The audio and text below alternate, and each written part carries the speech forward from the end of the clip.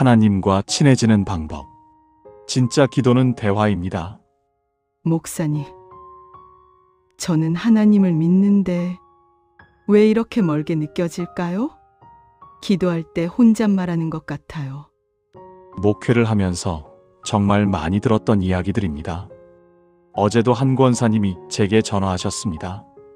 목사님, 저 신앙생활 35년 했어요.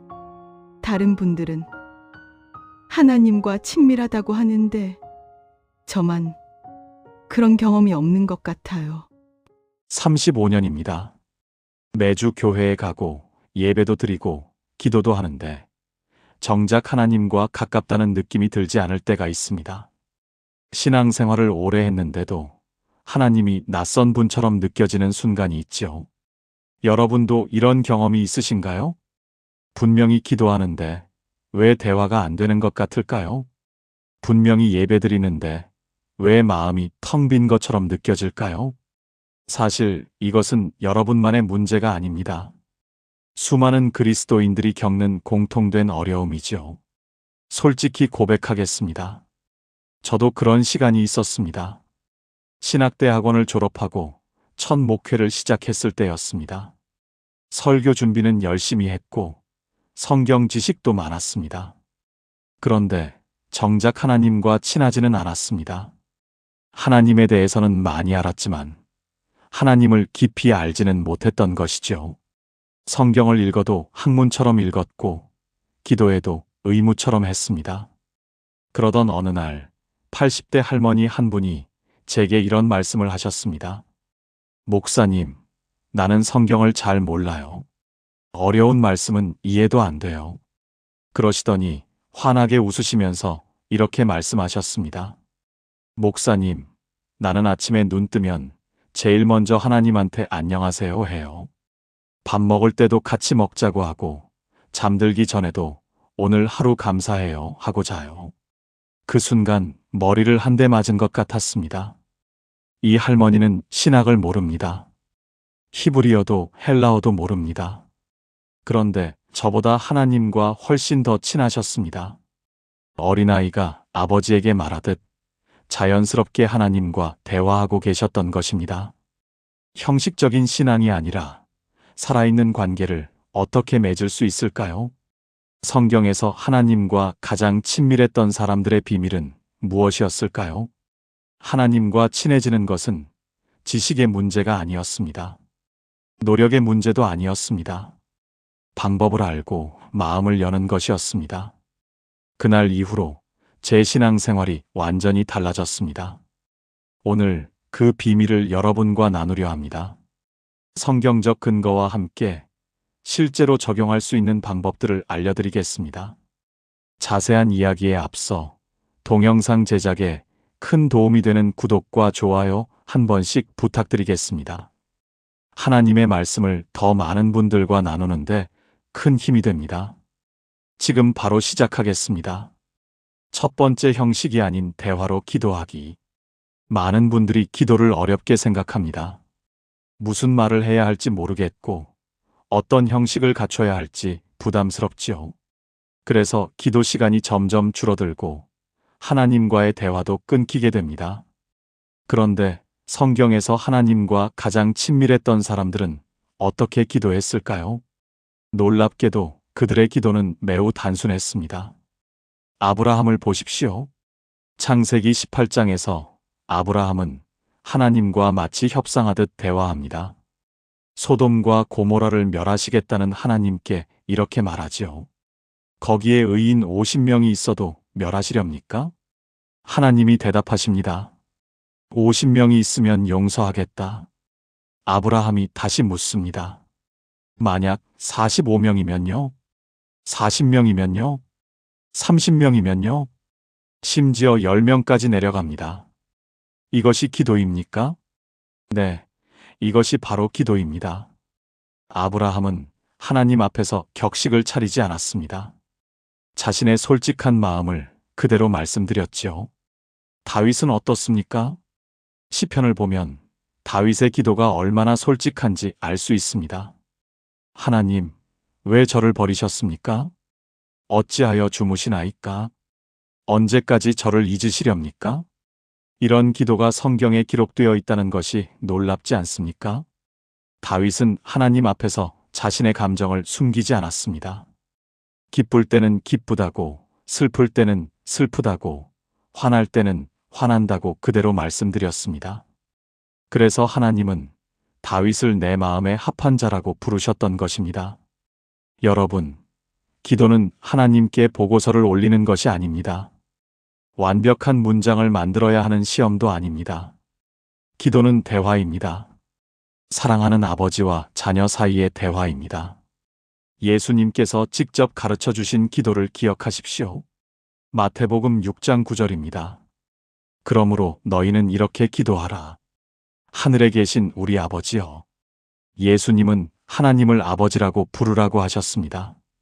엄격한 재판관이 아니라 사랑하는 아버지로 다가가라고 하신 것입니다. 한 집사님의 이야기를 들려드리겠습니다. 서울에 사시는 58세 김정혜 집사님은 30년 넘게 교회를 다녔지만 기도가 늘 어려웠다고 합니다. 기도 시간만 되면 무슨 말을 해야 할지 막막했고 다른 분들처럼 유창하게 기도하지 못하는 자신이 부끄러웠다고 하더군요. 그러다 어느 날 결심을 했답니다. 더 이상 남들처럼 기도하려고 하지 말자. 그냥 내 말로 하자. 그날부터 김 집사님은 아침에 눈을 뜨면 이렇게 말씀드렸습니다. 하나님, 좋은 아침이에요. 오늘도 일어나게 해주셔서 감사해요. 출근길에 버스를 타면 이렇게 기도했습니다. 하나님, 오늘 회사에서 힘든 일 있으면 도와주세요. 점심을 먹을 때도 이렇게 말했습니다. 하나님, 이 밤 맛있게 먹을게요. 감사합니다. 처음엔 이게 기도인지 의심스러웠다고 합니다. 너무 가볍게 느껴지기도 했고요. 그런데 한 달쯤 지나자 놀라운 변화가 일어났습니다. 하나님이 정말 곁에 계신 것처럼 느껴지기 시작한 것입니다. 예전에는 기도 시간에만 하나님을 찾았는데 이제는 하루 종일 하나님과 함께 있는 느낌이 들었답니다. 김 집사님은 이렇게 간증하셨습니다. 기도가 부담이 아니라 기쁨이 됐어요. 하나님이 친구처럼 느껴져요. 바로 이것입니다. 하나님과 친해지는 첫 번째 비밀은 형식을 버리고 대화하는 것입니다. 완벽한 문장이 아니어도 됩니다. 긴 기도가 아니어도 됩니다. 중요한 것은 진심입니다. 아침에 눈 뜰 때 하나님, 좋은 아침이에요. 밥 먹을 때 감사히 먹겠습니다. 잠들기 전에 오늘 하루도 감사합니다. 이렇게 짧은 대화들이 쌓이면 놀라운 친밀함이 만들어집니다. 사랑하는 여러분, 지금 저와 함께 이렇게 기도해 보시겠습니까? 하나님 아버지, 오늘부터 저는 형식이 아닌 대화로 기도하기 원합니다. 완벽한 말이 아니어도 제 진심을 받아주시는 아버지이심을 믿습니다. 아침에 눈 뜰 때, 밥 먹을 때, 일할 때, 잠들기 전에 늘 아버지께 말 걸겠습니다. 저의 일상이 기도가 되게 해주세요. 예수님의 이름으로 기도합니다. 아멘. 이 기도를 시작으로 오늘부터 하나님과 대화하는 삶을 시작해 보시기 바랍니다. 두 번째, 하나님의 음성에 귀 기울이기. 대화는 일방통행이 아닙니다. 내가 말하고 상대방도 말하고 서로 주고받는 것이 대화이지요. 그런데 많은 분들이 기도할 때 자기 말만 하고 끝납니다. 하나님의 음성을 듣는 시간은 갖지 않지요. 이것은 마치 전화를 걸어서 할 말만 쏟아내고 끊어버리는 것과 같습니다.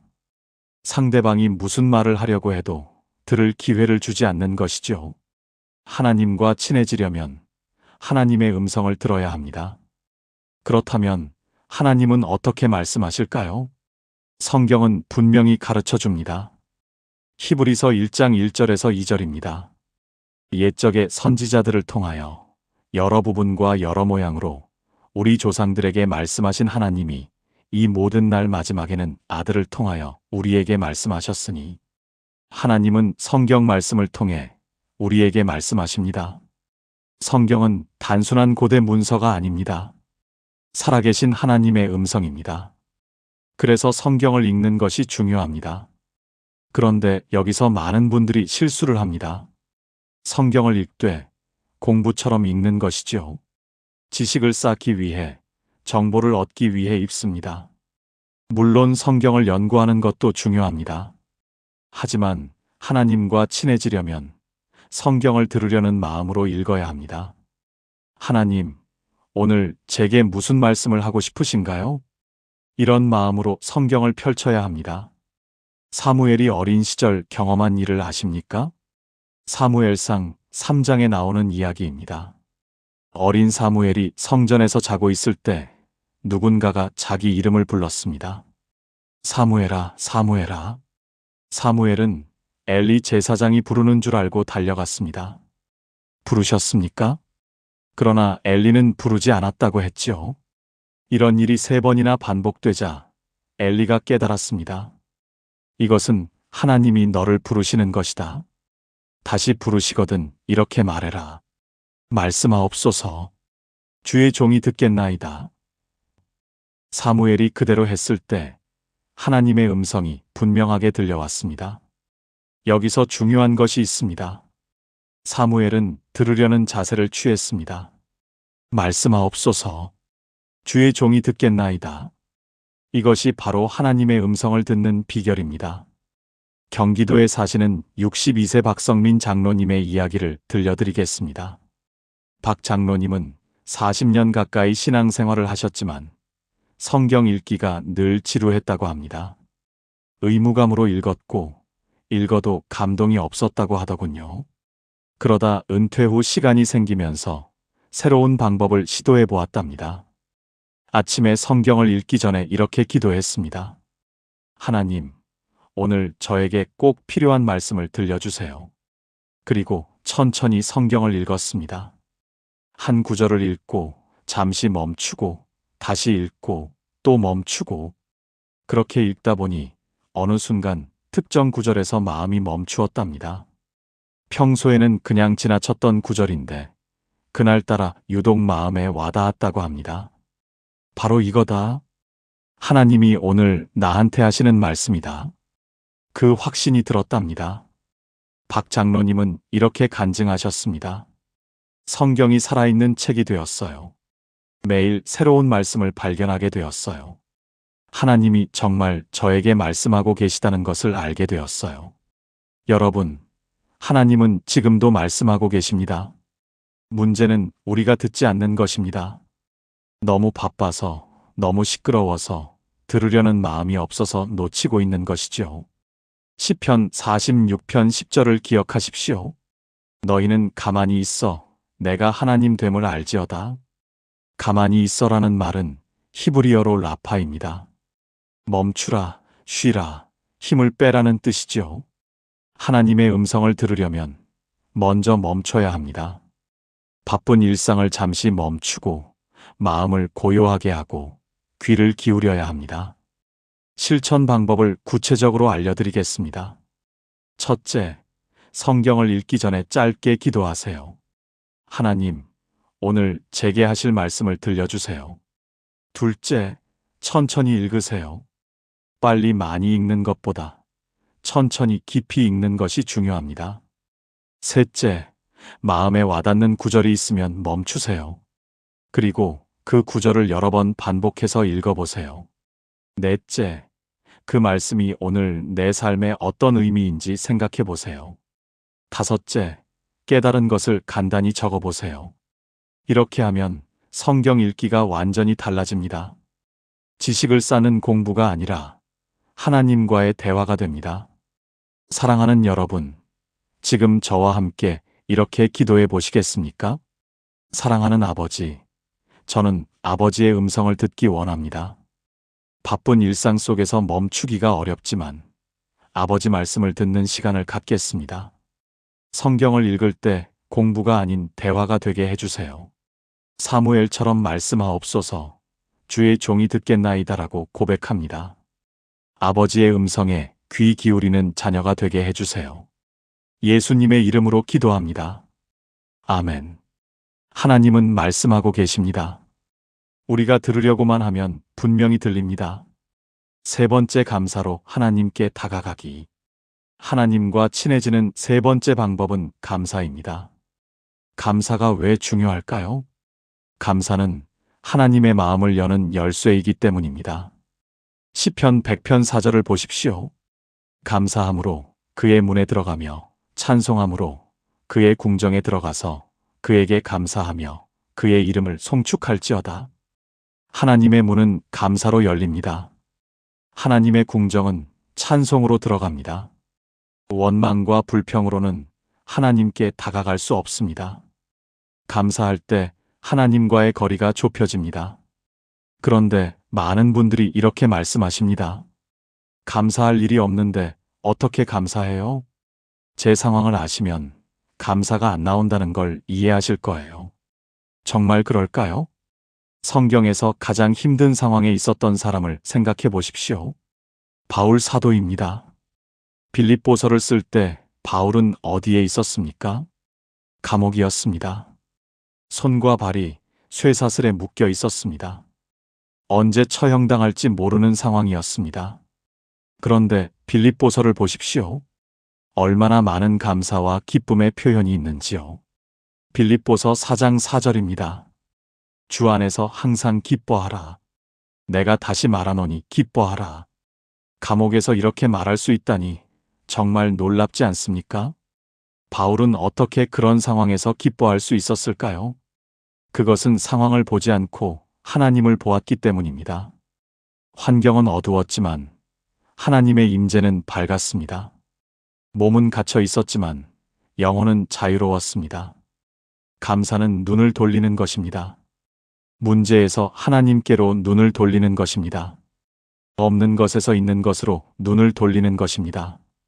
힘든 것에서 은혜로 눈을 돌리는 것입니다. 부산에 사시는 67세 이순옥 권사님의 이야기를 들려드리겠습니다. 이 권사님은 5년 전 남편을 암으로 떠나보내셨습니다. 40년을 함께 산 반려자였지요. 장례를 치르고 나서 한동안 아무것도 할 수 없었다고 합니다. 교회도 가기 싫었고 기도도 나오지 않았습니다. 하나님이 원망스러웠습니다. 왜 착하게 살았던 남편을 데려가셨는지 이해할 수 없었지요. 그렇게 6개월을 보냈습니다. 어느 날 새벽 잠에서 깨어 멍하니 앉아 있는데 문득 이런 생각이 들었답니다. 40년 동안 저 사람과 함께 살았다는 것이 감사하구나. 그 순간 눈물이 쏟아졌습니다. 원망의 눈물이 아니라 감사의 눈물이었습니다. 왜 가셨어요? 가 아니라 그동안 함께 해줘서 고마워요로 마음이 바뀐 것입니다. 이 권사님은 그날부터 감사 일기를 쓰기 시작했습니다. 하루에 3가지씩 감사한 것을 적었습니다. 처음엔 쓸 것이 없는 것 같았답니다. 그런데 억지로라도 쓰다 보니 점점 감사가 보이기 시작했습니다. 오늘 아침 해가 떴다. 감사합니다. 점심을 먹을 수 있었다. 감사합니다. 교회 자매님이 전화해 주셨다. 감사합니다. 작은 것들이었지만 적다 보니 감사가 점점 커졌습니다. 이 권사님은 이렇게 간증하셨습니다. 감사하기 시작하니까 하나님이 가까워졌어요. 원망할 때는 하나님이 멀게 느껴졌는데 감사하니까 하나님이 바로 옆에 계신 것처럼 느껴져요. 여러분, 감사는 훈련입니다. 처음엔 억지로 해야 합니다. 감사할 마음이 없어도 감사해야 합니다. 그런데 신기한 것은 감사하다 보면 정말 감사한 마음이 생긴다는 것입니다. 데살로니가전서 5장 18절입니다. 범사에 감사하라. 이것이 그리스도 예수 안에서 너희를 향하신 하나님의 뜻이니라. 범사에입니다. 모든 일에 감사하라는 것입니다. 좋은 일에만 감사하는 것이 아닙니다. 힘든 일에도 이해 안 되는 일에도 감사하라는 것입니다. 왜요? 그 모든 것을 하나님이 선하게 이끌어 가실 것을 믿기 때문입니다. 로마서 8장 28절의 약속대로 모든 것이 합력하여 선을 이루기 때문입니다. 실천 방법을 알려드리겠습니다. 첫째, 아침에 눈을 뜨자마자 3가지 감사를 말하세요. 크게 말하든 작게 말하든 상관없습니다. 하나님, 오늘 아침 눈 뜨게 해주셔서 감사합니다. 건강하게 일어났으니 감사합니다. 오늘 하루를 선물로 주셔서 감사합니다. 둘째, 감사일기를 쓰세요. 매일 밤 잠들기 전에 그날 감사한 것 3가지를 적으세요. 한 달만 해보면 놀라운 변화를 경험할 것입니다. 셋째, 힘든 일 속에서도 감사를 찾으세요. 문제가 생겼을 때 왜 이런 일이? 대신 이 상황에서 감사할 것이 무엇일까? 라고 물어보세요. 처음엔 아무것도 안 보일 겁니다. 그래도 계속 찾다 보면 반드시 보입니다. 사랑하는 여러분, 지금 저와 함께 이렇게 기도해 보시겠습니까? 감사와 찬송을 받으시기에 합당하신 하나님 아버지, 저는 감사로 아버지께 다가가기 원합니다. 환경이 어려워도, 상황이 힘들어도 아버지를 향한 감사를 잃지 않겠습니다. 원망의 눈을 감사의 눈으로 바꿔주세요. 없는 것 대신 있는 것을 보게 하시고, 문제 대신 은혜를 보게 해주세요. 매일 감사를 훈련하는 자녀가 되게 해주세요. 예수님의 이름으로 기도합니다. 아멘. 감사가 넘칠 때 하나님과의 관계도 넘치게 됩니다. 4번째, 정직하게 마음을 열기. 하나님과 친해지려면 솔직해야 합니다. 숨기지 말고, 포장하지 말고, 있는 그대로 마음을 열어야 합니다. 많은 분들이 하나님 앞에서 착한 척합니다. 기도할 때 좋은 말만 합니다. 화가 나도 화난다고 말하지 못하고, 의심이 들어도 의심된다고 말하지 못합니다. 그런데 이렇게 하면 하나님과 가까워질 수 없습니다. 진짜 나를 숨기고 있기 때문입니다. 인간관계도 마찬가지 아닙니까? 늘 가면을 쓰고 있는 사람과는 친해질 수 없습니다. 솔직하게 자기 모습을 보여주는 사람과 친해지지요. 하나님과의 관계도 똑같습니다. 시편을 보면 다윗이 얼마나 솔직했는지 알 수 있습니다. 시편 13편 1절에서 2절입니다. 여호와여, 어느 때까지니이까? 나를 영원히 잊으시나이까? 주의 얼굴을 나에게서 어느 때까지 숨기시겠나이까? 내가 내 영혼에 근심하고 내 마음에 종일 슬픔을 두기를 어느 때까지 하오며 내 원수가 나를 이기기를 어느 때까지 하리이까? 다윗은 하나님께 불평하고 있습니다. 왜 저를 잊으셨어요? 왜 얼굴을 숨기세요? 언제까지 이렇게 힘들어야 해요? 이것이 기도입니까? 네, 이것도 기도입니다. 하나님은 우리의 솔직한 마음을 원하십니다. 착한 척하는 위선보다 솔직한 불평이 더 낫습니다. 예레미야 선지자도 마찬가지였습니다. 예레미야 20장 7절을 보십시오. 여호와여, 주께서 나를 꿰셨고 나는 속았나이다. 선지자가 하나님께 저를 속이셨다고 말하고 있습니다. 놀랍지 않습니까? 하지만 하나님은 예레미야의 그 솔직한 고백을 받으셨습니다. 욥도 그랬습니다. 욥은 하나님께 수많은 질문을 쏟아냈습니다. 왜 저를 이렇게 만드셨습니까? 왜 저에게 이런 고통을 주셨습니까? 욥의 친구들은 욥이 하나님께 불경하다고 생각했습니다. 그런데 하나님의 결론은 어떠했습니까? 욥기 42장 7절입니다. 너희가 나를 가리켜 말한 것이 내 종 욥의 말같이 옳지 못하니라. 하나님은 욥의 솔직함을 인정해 주셨습니다. 친구들의 그럴듯한 신학보다 욥의 날 것 그대로의 고백이 더 옳았던 것입니다. 대전에 사시는 55세 최민수 집사님의 이야기를 들려드리겠습니다. 최 집사님은 사업 실패로 모든 것을 잃었습니다. 집도 잃고 신용불량자가 되고 가족들에게도 원망을 들었습니다. 교회를 다니긴 했지만 기도할 마음이 나지 않았다고 합니다. 하나님이 원망스러웠기 때문이지요. 어느 날 새벽 잠이 오지 않아 교회 기도실에 갔습니다. 아무도 없는 기도실에서 무릎을 꿇었는데 갑자기 억눌렸던 감정이 폭발했답니다. 하나님, 왜 저한테 이러세요? 저 열심히 믿었잖아요. 11조도 했고 봉사도 했고 전도도 했는데 왜 저한테 이런 일이 생겨요? 너무 불공평해요. 원망스러워요. 쏟아내고 나니 겁이 났답니다. 내가 하나님께 이런 말을 해도 되나? 그런데 그 순간 마음에 평안이 찾아왔다고 합니다. 숨기고 있던 것을 다 털어놓으니 오히려 가벼워진 것입니다. 그리고 이런 생각이 들었답니다. 하나님은 내 마음을 이미 다 알고 계셨구나. 숨긴다고 숨겨지는 게 아니었구나. 그날 이후 최 집사님의 기도가 달라졌습니다. 더 이상 착한 척하지 않았습니다. 화나면 화난다고, 힘들면 힘들다고, 두려우면 두렵다고 그대로 말씀드렸습니다. 그랬더니 놀랍게도 하나님이 더 가깝게 느껴지기 시작했습니다. 가면을 벗으니 진짜 관계가 시작된 것입니다. 지금은 사업도 다시 일으키셨고 더 깊은 신앙을 갖게 되셨다고 합니다. 최 집사님은 이렇게 간증하셨습니다. 실패했을 때보다 지금 하나님을 더 잘 알아요. 그때 솔직해지지 않았다면 여전히 가면 쓰고 신앙생활 했을 거예요. 여러분, 하나님은 전지하신 분입니다. 우리의 마음을 다 알고 계십니다. 숨긴다고 숨겨지지 않습니다. 그런데 왜 숨기고 있습니까?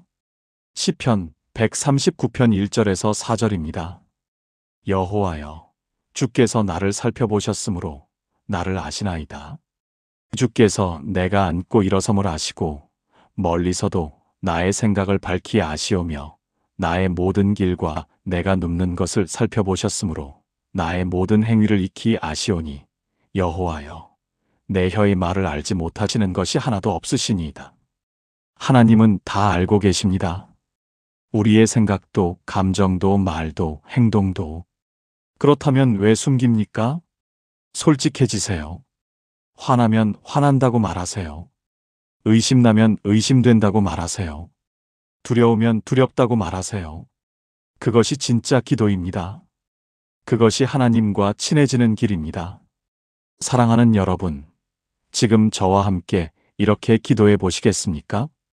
모든 것을 아시는 하나님 아버지, 저는 더 이상 아버지 앞에서 숨기지 않겠습니다. 착한 척하지 않겠습니다. 강한 척하지 않겠습니다. 있는 그대로의 저를 보여드리겠습니다.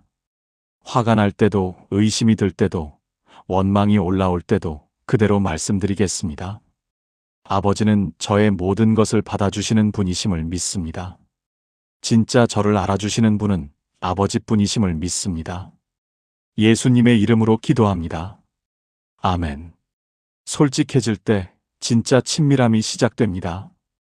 5번째, 하나님이 어떤 분인지 알아가기. 친해지려면 상대방을 알아야 합니다. 아무리 자주 만나도 상대방에 대해 모르면 친해질 수 없습니다. 하나님과 친해지려면 하나님이 어떤 분인지 알아가야 합니다. 많은 분들이 하나님을 잘못 알고 있습니다. 하나님을 무섭고 엄격한 재판관처럼 생각합니다. 언제든 벌을 주실 것 같고 잘못하면 버림받을 것 같습니다. 이런 하나님 앞에서 어떻게 친해질 수 있겠습니까? 두려워서 다가갈 수가 없지요. 그러나 성경이 보여주는 하나님은 전혀 다릅니다. 하나님은 사랑이십니다. 요한일서 4장 8절입니다. 사랑하지 아니하는 자는 하나님을 알지 못하나니 이는 하나님은 사랑이심이라. 하나님의 본질은 사랑입니다. 벌주기를 원하시는 분이 아니라 사랑하기를 원하시는 분입니다. 예수님께서 하나님을 어떻게 소개하셨는지 아십니까? 누가복음 15장의 탕자 비유를 보십시오. 둘째 아들이 아버지의 재산을 미리 받아서 집을 떠났습니다. 먼 나라에서 방탕하게 살다가 모든 것을 탕진했습니다. 돼지를 치는 신세가 되어서야 정신이 들었지요. 아버지 집에 가자. 품꾼으로라도 살자. 아들이 돌아오는 것을 본 아버지가 어떻게 했습니까? 누가복음 15장 20절입니다. 아버지가 그를 보고 불쌍히 여겨 달려가 목을 안고 입을 맞추니 아버지가 달려갔습니다. 책망하지 않고 따지지 않고 달려가서 안았습니다. 이것이 하나님의 마음입니다. 우리가 아무리 실패하고 방황해도 돌아오기만 하면 달려와 안아주시는 분. 그것이 바로 하나님이십니다. 하나님은 또한 선하신 분입니다. 시편 34편 8절입니다. 너희는 여호와의 선하심을 맛보아 알지어다. 그에게 피하는 자는 복이 있도다. 하나님은 선하십니다. 우리에게 좋은 것을 주기 원하시는 분입니다. 해를 끼치려는 분이 아니라 복을 주려는 분입니다. 예레미야 29장 11절에 그 유명한 약속을 기억하십시오. 너희를 향한 나의 생각은 평안이요 재앙이 아니니라. 너희에게 미래와 희망을 주는 것이니라. 하나님의 생각은 우리를 향한 평안입니다. 우리를 해하려는 것이 아니라 미래와 희망을 주려는 것입니다. 인천에 사시는 49세 정미경 권사님의 이야기를 들려드리겠습니다. 정 권사님은 어린 시절 아버지에게 학대를 받으며 자랐습니다. 술만 드시면 폭력을 휘두르시는 아버지였죠. 그래서 아버지라는 단어만 들으면 두려움이 먼저 들었다고 합니다. 교회에서 하나님을 아버지라고 부르라고 할 때마다 거부감이 들었습니다. 하나님도 내 아버지처럼 무서운 분이겠지. 그런 생각이 무의식 속에 있었던 것입니다. 그러다 어느 날 탕자의 비유를 다시 읽게 되었습니다. 아버지가 돌아온 아들을 보고 달려가는 장면에서 눈물이 쏟아졌답니다. 이런 아버지가 있구나. 야단치지 않고 달려와서 안아주는 아버지가 있구나. 그 순간 하나님에 대한 이미지가 완전히 바뀌었습니다. 무섭고 벌 주시는 분이 아니라 달려와 안아주시는 분. 조건 없이 사랑하시는 분. 그것이 진짜 하나님이셨던 것입니다. 정 권사님은 이렇게 간증하셨습니다. 하나님이 어떤 분인지 알게 되니까 기도가 두려움이 아니라 기쁨이 됐어요. 예전엔 벌 받을까봐 기도했는데 지금은 사랑받고 싶어서 기도해요. 여러분, 하나님을 어떤 분으로 알고 계십니까? 만약 하나님을 무섭고 엄격한 분으로 알고 있다면 성경을 통해 다시 알아가시기 바랍니다. 하나님은 사랑이십니다. 하나님은 선하십니다. 하나님은 자비롭고 은혜로우시며 노하기를 더디하시고 인자가 풍성하십니다. 출애굽기 34장 6절에서 7절의 말씀입니다. 여호와여, 여호와여, 자비롭고 은혜로우며 노하기를 더디하고 인자와 진실이 많은 하나님이라. 이것이 하나님의 자기소개입니다. 하나님이 직접 자신이 어떤 분인지 말씀하신 것입니다. 실천 방법을 알려드리겠습니다. 첫째, 성경에서 하나님의 성품을 찾아보세요. 시편에는 하나님이 어떤 분인지에 대한 고백이 많이 있습니다. 둘째, 하나님의 이름을 공부해 보세요. 여호와 일에 공급하시는 분, 여호와 라파 치료하시는 분, 여호와 니시 승리케 하시는 분 등 하나님의 이름에는 하나님의 성품이 담겨 있습니다. 셋째, 예수님을 보세요. 예수님은 하나님의 완전한 모습입니다. 골로새서 1장 15절에 예수님은 보이지 아니하는 하나님의 형상이라고 했습니다. 예수님이 어떻게 사람들을 대하셨는지 보면 하나님이 어떤 분인지 알 수 있습니다. 사랑하는 여러분, 지금 저와 함께 이렇게 기도해 보시겠습니까? 사랑이 가득하신 하나님 아버지, 저는 아버지가 어떤 분인지 더 알기 원합니다. 혹시 제가 아버지를 잘못 알고 있다면 바른 모습을 보여주세요. 아버지는 두려운 재판관이 아니라 달려와 안아주시는 아버지이심을 믿습니다. 성경을 통해 예수님을 통해 아버지를 더 깊이 알아가게 해주세요. 아버지를 알면 알수록 더 사랑하게 되기를 원합니다. 예수님의 이름으로 기도합니다. 아멘. 하나님을 알면 알수록 사랑하게 되고 사랑하면 할수록 친해집니다. 여섯 번째, 작은 순종으로 신뢰 쌓기. 친밀한 관계는 신뢰 위에 세워집니다. 신뢰가 없으면 진정한 친밀함도 없습니다. 하나님과의 관계도 마찬가지입니다. 하나님을 신뢰할수록 하나님과의 관계가 깊어집니다. 그렇다면 하나님을 어떻게 신뢰할 수 있을까요? 순종입니다. 순종은 신뢰의 표현입니다. 하나님을 믿기 때문에 하나님의 말씀에 순종하는 것입니다.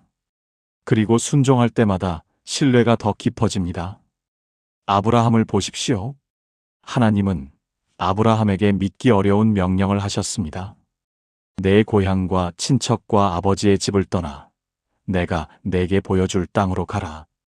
갈 곳도 모르면서 떠나라고 하셨습니다. 아브라함은 어떻게 했습니까? 창세기 12장 4절입니다.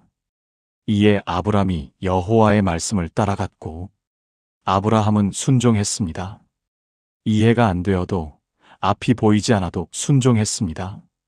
그 순종이 아브라함을 믿음의 조상으로 만들었습니다. 하나님은 아브라함에게 더 큰 믿음의 시험을 주셨습니다. 이삭을 바치라는 명령이었지요. 100세에 낳은 아들, 약속의 아들, 그 아들을 바치라고 하셨습니다. 도저히 이해할 수 없는 명령이었습니다. 그런데 아브라함은 순종했습니다. 물론 하나님은 마지막 순간에 이삭 대신 순양을 준비해 주셨습니다. 하지만 아브라함의 순종은 완전했습니다. 그 결과가 무엇이었습니까? 야고보서 2장 23절입니다. 아브라함이 하나님을 믿으니 이것을 의로 여기셨다 한 말씀이 이루어졌고 그는 하나님의 벗이라 칭함을 받았느니라. 아브라함은 하나님의 벗이 되었습니다. 순종이 그를 하나님의 친구로 만들었습니다. 여러분도 하나님의 친구가 되고 싶지 않으십니까? 순종하세요. 하나님의 말씀에 순종하세요. 그러면 하나님과의 관계가 깊어집니다. 그런데 많은 분들이 순종을 어렵게 생각합니다. 순종하려면 큰일을 해야 하는 것 아닌가요? 아닙니다. 작은 것부터 시작하면 됩니다. 누가복음 16장 10절입니다. 지극히 작은 것에 충성된 자는 큰 것에도 충성되고 작은 순종이 큰 순종으로 이어집니다. 작은 신뢰가 큰 신뢰로 자랍니다.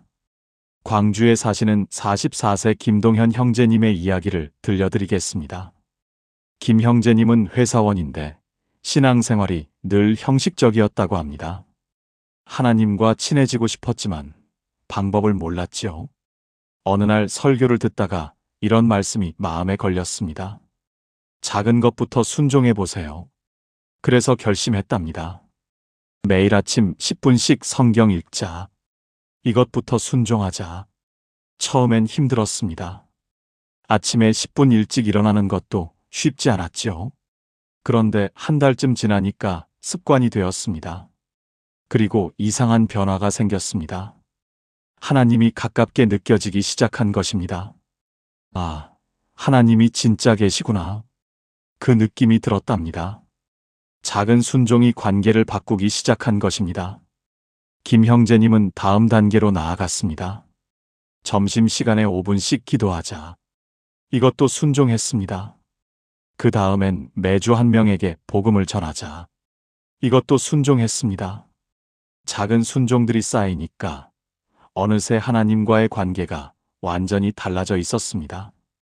김 형제님은 이렇게 간증하셨습니다. 순종할 때마다 하나님이 가까워졌어요. 처음엔 의무감으로 했는데 나중엔 기쁨으로 하게 됐어요. 하나님이 진짜 살아계시다는 것을 순종하면서 알게 됐어요. 여러분, 지금 하나님이 여러분에게 말씀하시는 것이 무엇입니까? 혹시 마음에 걸리는 것이 있지 않습니까? 해야 한다고 느끼면서도 미루고 있는 것이 있지 않습니까? 그것부터 순종해 보세요. 거창한 것이 아니어도 됩니다. 매일 성경 한 장 읽기, 아침에 5분 기도하기, 가족에게 먼저 사과하기, 미워하는 사람 용서하기, 11조 드리기. 작은 것부터 시작하세요. 그 작은 순종이 큰 신뢰로 자랍니다. 요한복음 14장 21절입니다.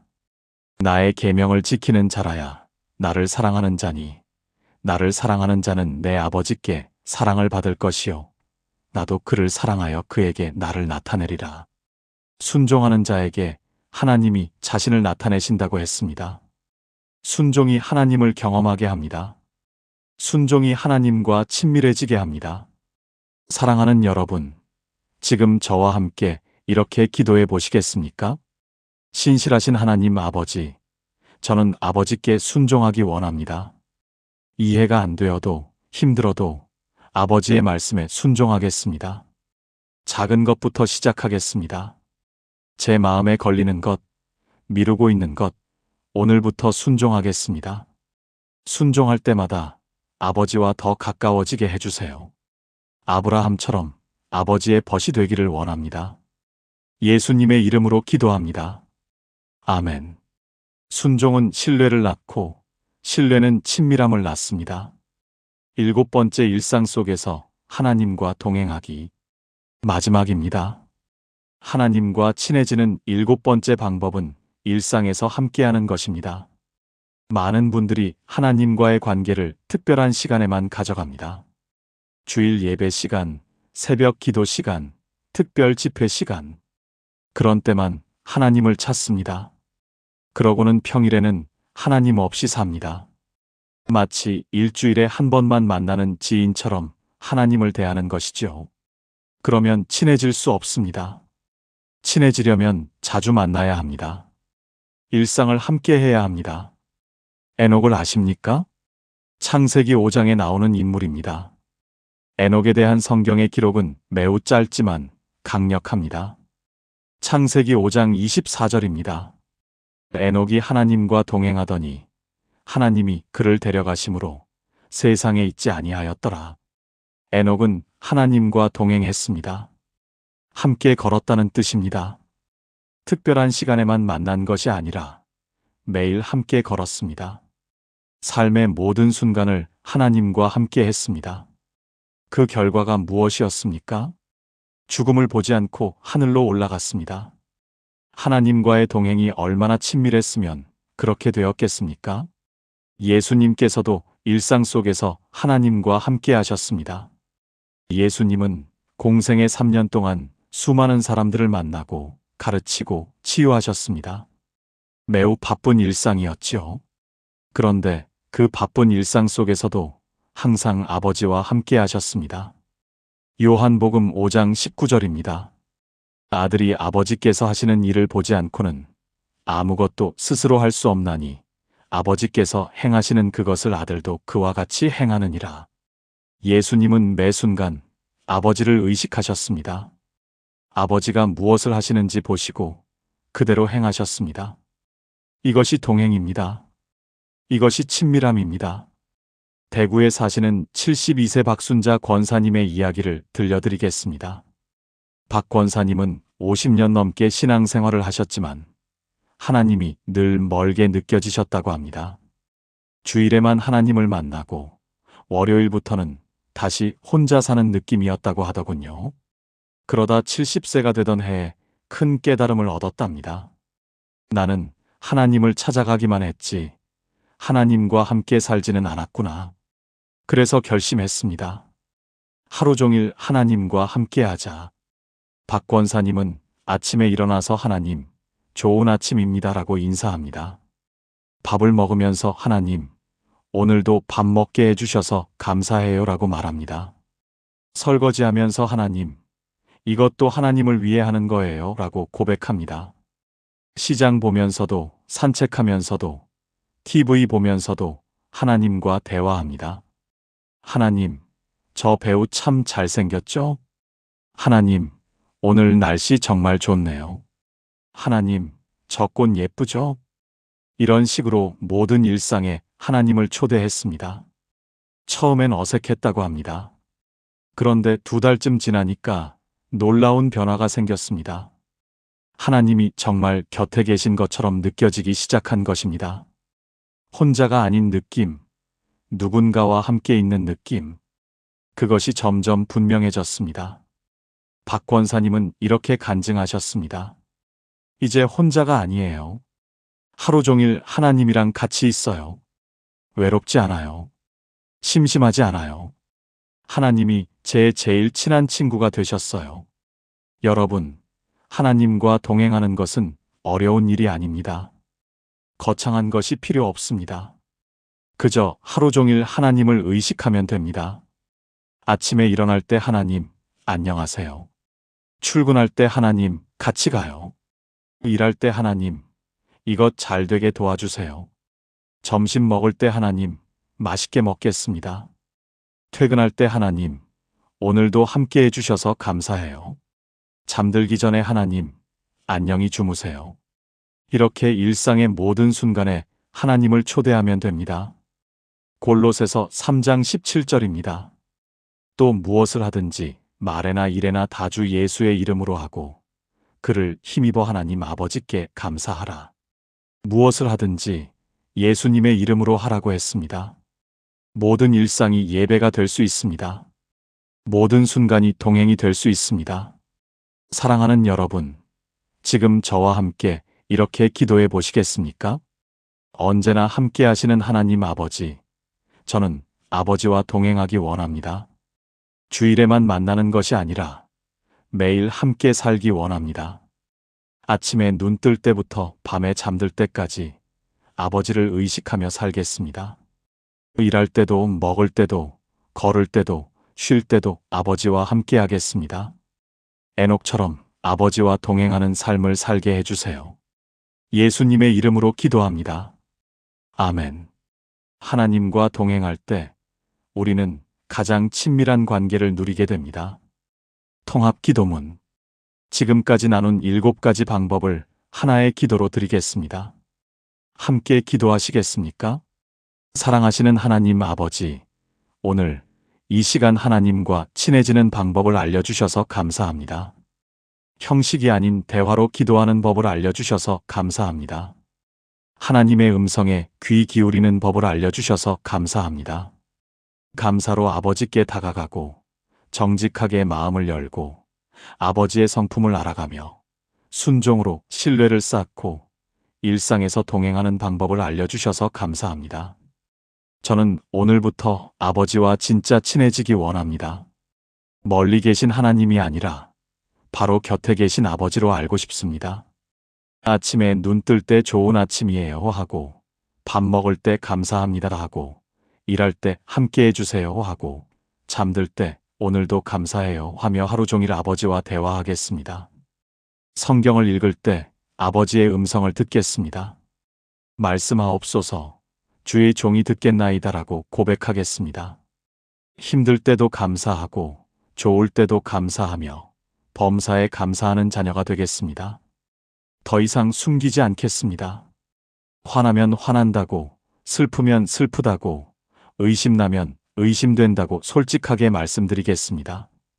아버지가 무섭고 엄격한 분이 아니라 달려와 안아주시는 사랑의 아버지이심을 믿습니다. 작은 것부터 순종하겠습니다. 마음에 걸리는 것들, 미루고 있는 것들, 오늘부터 순종하겠습니다. 그리고 하루 종일 아버지와 함께 하겠습니다. 에녹처럼 동행하며 아브라함처럼 아버지의 친구가 되기를 원합니다. 이 모든 것을 예수 그리스도의 이름으로 기도합니다. 아멘. 여러분, 지금까지 하나님과 친해지는 7가지 방법을 함께 나누었습니다. 첫째, 형식이 아닌 대화로 기도하기. 완벽한 문장이 아니어도 됩니다. 진심을 담아 말씀드리면 됩니다. 둘째, 하나님의 음성에 귀 기울이기. 성경을 읽을 때 말씀하옵소서 하고 듣는 마음으로 읽으세요. 셋째, 감사로 하나님께 다가가기. 감사는 하나님의 문을 여는 열쇠입니다. 넷째, 정직하게 마음을 열기. 숨기지 말고 있는 그대로 솔직해지세요. 다섯째, 하나님이 어떤 분인지 알아가기. 하나님은 사랑이시고 선하시고 달려와 안아주시는 아버지이십니다. 여섯째, 작은 순종으로 신뢰 쌓기. 작은 것부터 순종하면 큰 신뢰로 자랍니다. 일곱째, 일상 속에서 하나님과 동행하기. 하루 종일 하나님을 의식하며 함께 살아가세요. 이 7가지를 실천하면 여러분의 신앙생활이 완전히 달라질 것입니다. 멀게만 느껴졌던 하나님이 가장 가까운 분이 되실 것입니다. 형식적인 종교가 아니라 살아있는 관계를 경험하게 될 것입니다. 오늘 이 말씀을 들으신 것은 우연이 아닙니다. 하나님께서 여러분과 더 친밀해지기 원하셔서 이 시간을 허락하신 것입니다. 하나님은 지금도 여러분 곁에 계십니다. 우리가 다가가기만 하면 됩니다. 야고보서 4장 8절입니다. 하나님을 가까이 하라. 그리하면 너희를 가까이 하시리라. 우리가 다가가면 하나님도 다가오십니다. 한 걸음 다가가면 하나님은 10걸음 달려오십니다. 탕자의 아버지처럼 달려오십니다. 여러분, 오늘부터 시작하세요. 더 이상 미루지 마세요. 내일이 아니라 오늘, 지금 시작하세요. 아침에 눈 뜨면 하나님, 좋은 아침이에요 라고 말씀드리세요. 그것이 시작입니다. 그 작은 한 걸음이 놀라운 여정의 시작입니다. 오늘 말씀이 여러분에게 은혜가 되셨다면 좋아요와 구독 부탁드립니다. 더 많은 분들이 함께 은혜를 받을 수 있도록 공유도 해주시면 감사하겠습니다. 댓글란에 하나님과 친해지겠습니다라고 다짐을 남겨주세요. 그 고백이 여러분의 새로운 시작이 될 것입니다. 이제 축복하며 마치겠습니다. 사랑하는 여러분, 하나님 아버지의 크신 사랑이 여러분과 함께 하시기를 축원합니다. 멀게만 느껴졌던 하나님이 가장 가까운 친구가 되시기를 축복합니다. 매일 하나님과 대화하고 하나님의 음성을 듣고 하나님과 동행하는 삶을 살아가시기를 축복합니다. 여러분의 가정에 평안이 넘치고 여러분의 삶에 기쁨이 가득하기를 축원합니다. 하나님의 은혜와 예수 그리스도의 사랑과 성령의 교통하심이 여러분과 여러분의 가정 위에 영원토록 함께 하시기를 주님의 이름으로 축복합니다. 끝까지 함께 해주셔서 감사합니다. 다음에 또 귀한 말씀으로 찾아뵙겠습니다. 하나님의 크신 축복이 여러분과 함께 하시기를 바랍니다. 샬롬.